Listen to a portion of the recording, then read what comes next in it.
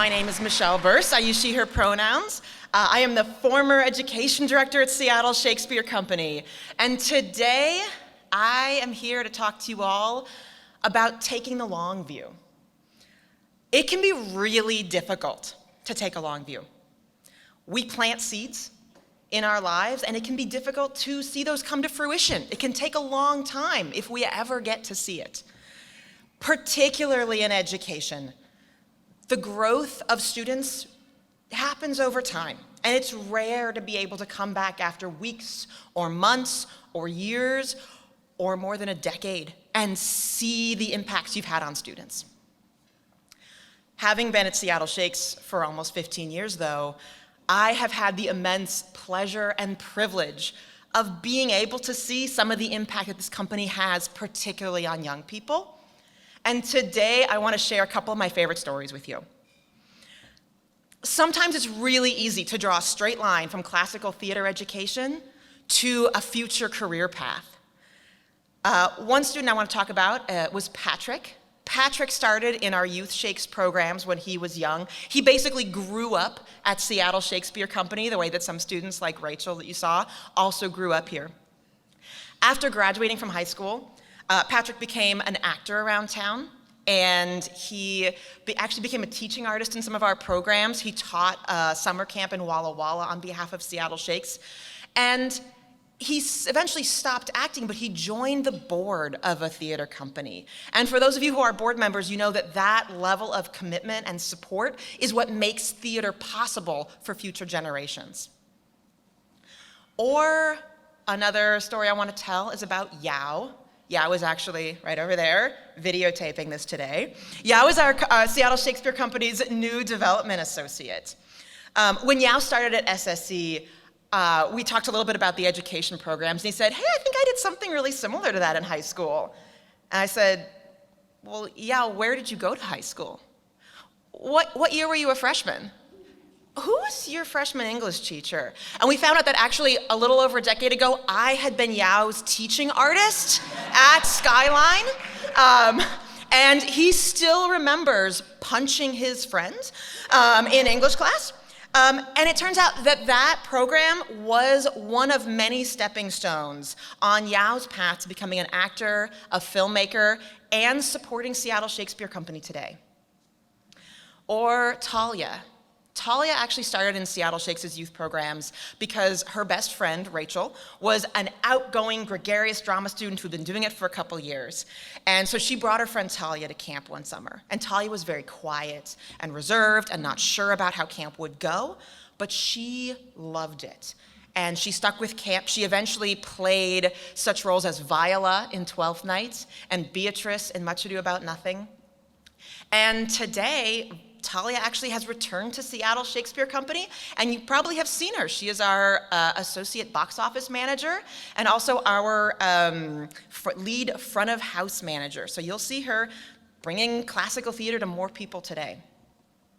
And while it is always really nice and really gratifying to see students grow up through our programs and then take on a career in classical theater, that is not the point of our programs, and that is not the goal for most of our students.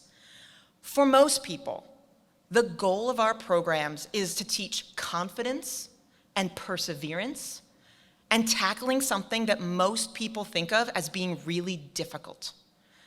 A student can look at how Shakespeare's put on a pedestal and think, this is this big, complex, difficult to understand author, and I don't know if I want to do that.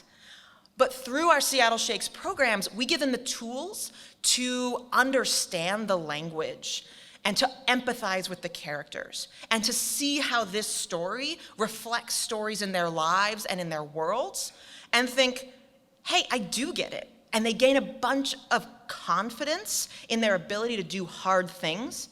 And hopefully they bring with them that attitude as they approach new difficulties in their lives. So years ago, I met a fourth grader named Ben. We were putting on a full class production of Macbeth in his fourth grade.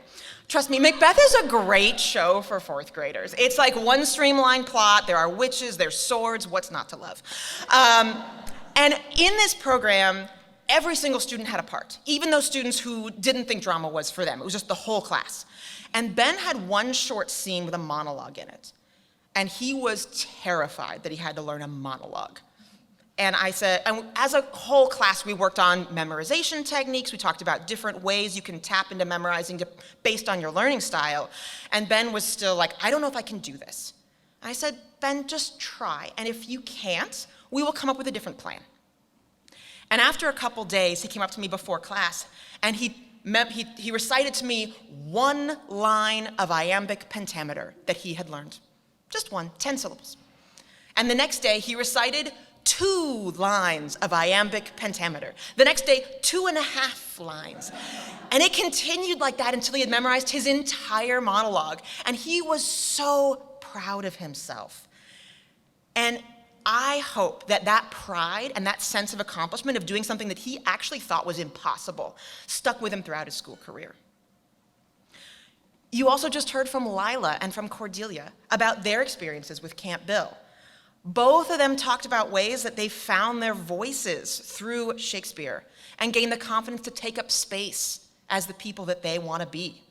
And that social and personal confidence that students gain is a huge part of what makes Camp Bill significant to so many students. Or another student I want to mention, Ethan. I first met Ethan when he was in a Camp Bill production of Hamlet. It was a totally gender-flipped Camp Bill, gender-flipped Hamlet that was set during World War I. And so there was an evil Queen Claudius, and Laertes was a nurse. She was back from the war to see her brother, Ophelia, who in the mad scene was really tapping into the idea of like he has like post-war stress. That's what drove his mad scene. And Ethan played Ophelia in this production. And so one day, so he was a typical actor design student. And during design time, he asked me, he said, so Michelle, what year during World War I is this set? And I said, well, Ethan, let's talk about it.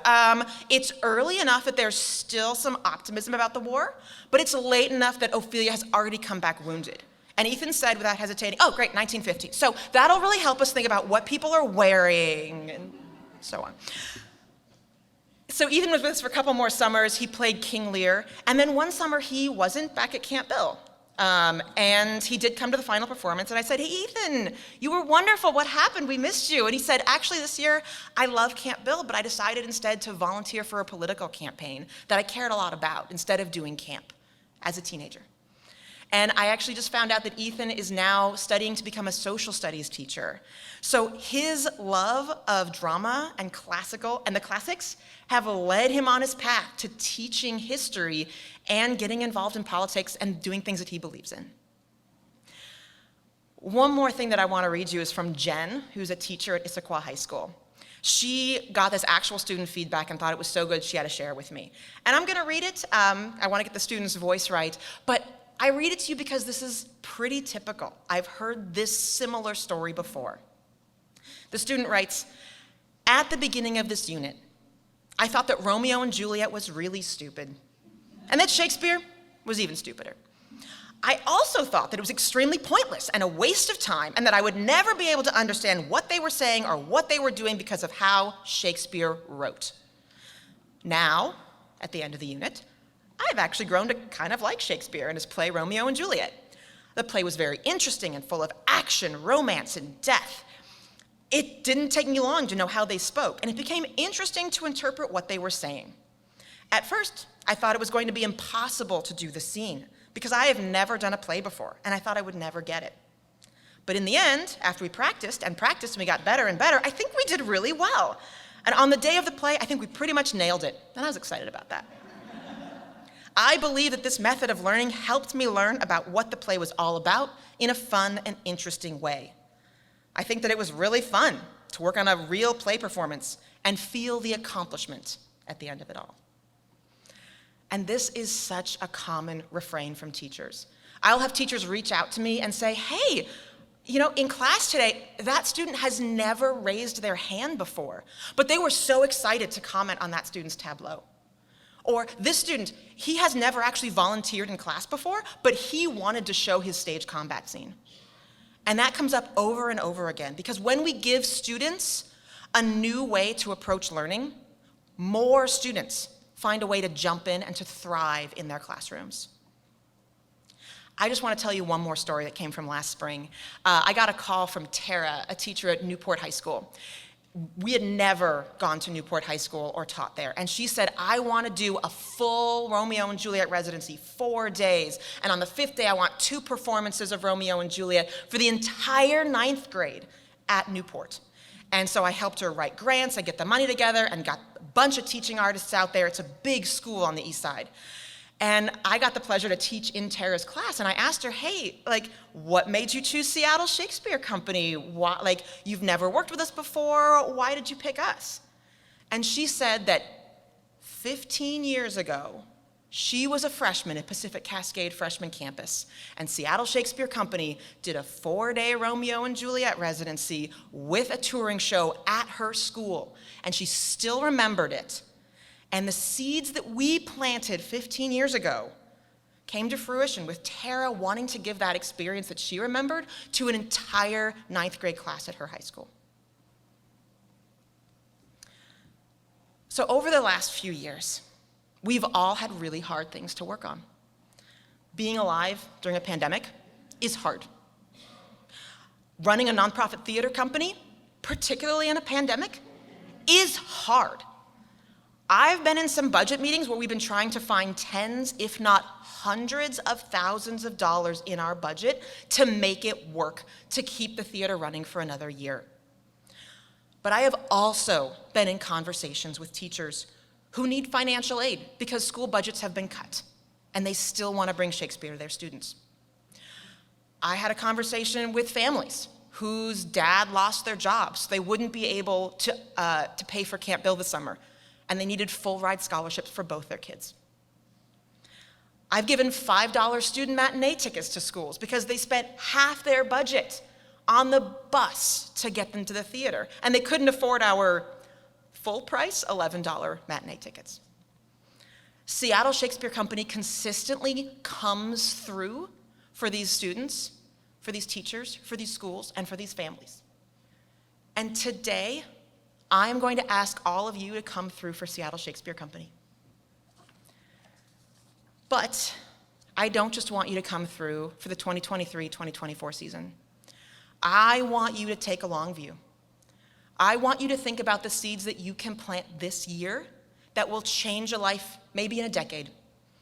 I want you to think about 4th graders like Ben, who will benefit from seeing a Shakespeare play when they get to high school. I want you to think about teachers like Tara, who had an experience in 9th grade that 15 years later they brought to hundreds of 9th graders at the school they're teaching at. I want you to think about students like Lila and like Cordelia, who've gotten years of friendship and confidence building from Camp Bill.